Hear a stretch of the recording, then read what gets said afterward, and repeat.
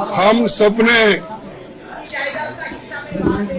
इसलिए वॉकआउट किया कि जो प्राइम मिनिस्टर अपना राष्ट्रपति अभिभाषण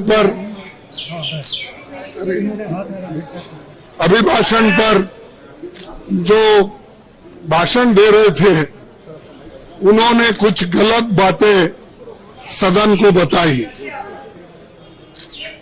गलत झूठ। और उनकी आदत है कि झूठ बोलना, लोगों को भ्रमित करना और जो सत्य के जो विरोध में बात करना, ये उनकी आदत है।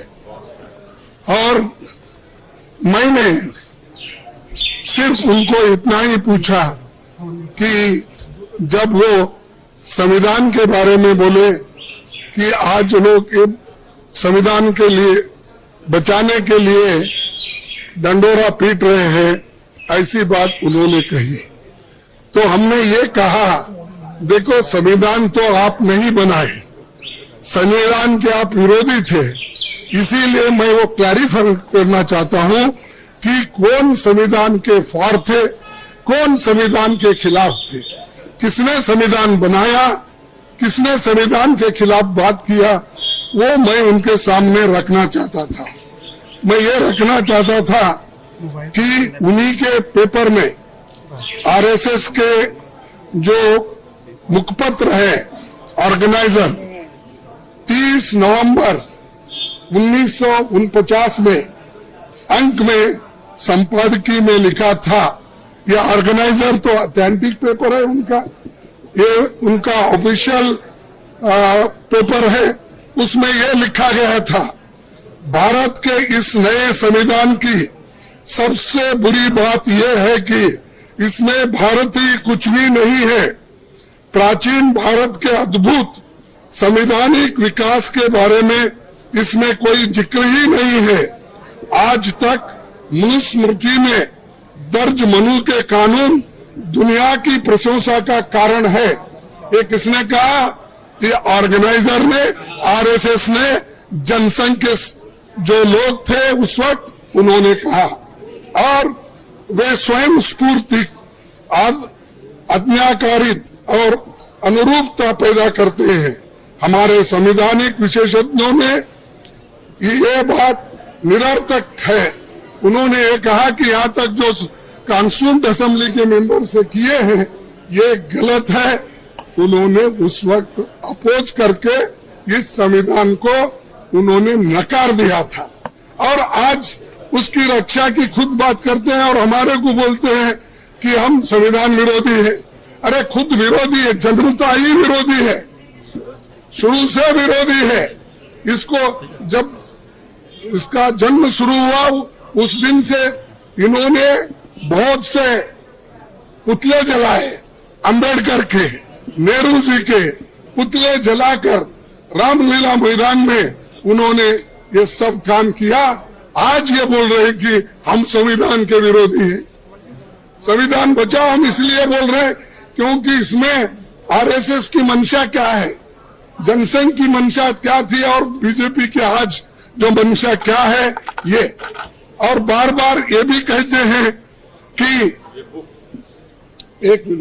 बार बार ये भी कहते हैं बाबा साहब अंबेडकर को इन्होंने इज्जत नहीं दी, उन्होंने सब कुछ उनको हरा दिया, ऐसी गलत बातें यहां पर भी कही गई, वहां पर भी वो कहे। कल हमारे नड्डा साहब ने वहां भी कहा, अब ये भी यहां कहेंगे।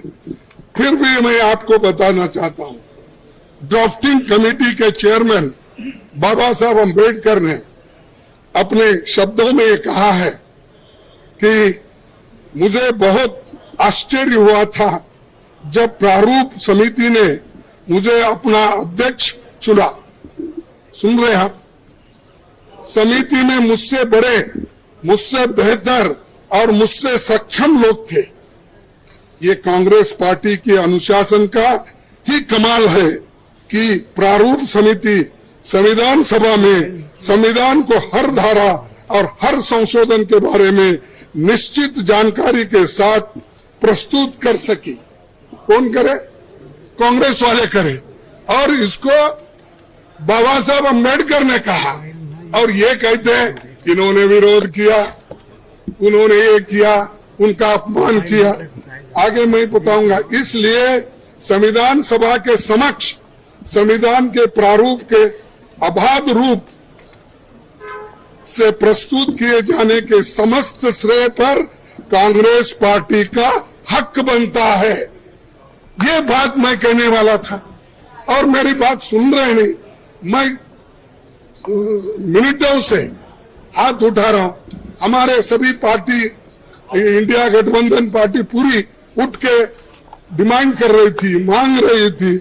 हम ध्यान खींच रहे थे चेयरमैन साहब, ना हमको वो मौका नहीं मिला। मैं फिर प्रधानमंत्री से खुद रिक्वेस्ट किया, 1 बार 2 बार 3 बार, लेकिन उन्होंने भी उसको नकार दिया। मैं जो झूठ बातें उन्होंने बोली है ये पूरे मेरे पास है। और कैसा ये लोग आज सदन में बोलते हैं, सदन के बाहर बोलते हैं, ये समझे हैं वो ही पढ़े लिखे हैं और गलत बातें बोलने में माहिर है। ये तो मैं बाबा साहब अम्बेडकर का स्पीच कॉन्स्टिट्यूंट असेंबली में जो बोला वो लाया हूं और ऑर्गेनाइजर में उनके लोग क्या बोले हैं वो भी मैं बताना चाहता था, लेकिन उन्होंने मौका नहीं दिया।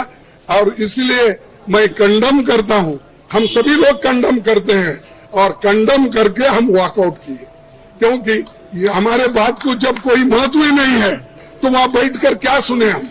और जब प्रधानमंत्री खुद यहाँ पर जब बात कर रहे थे राहुल जी, उस वक्त 2 बार उठ के उन्होंने क्लैरिफिकेशन की कोशिश की, क्लैरिफाई कर दिए। 4 मिनिस्टर क्लैरिफाई कर दिए। मैं जब बात कर रहा था तो मेरे सदन में मेरे को रोकने टोकने का इतना कोशिश की, इतने लोग बार बार उठे मिनिस्टर्स। तो आज मेरे को 1 मिनट नहीं मिल सकता था इस बात बोलने के लिए। इसीलिए हम वो सभी लोग कंडम करके वॉकआउट किए हैं। बस यही चीज।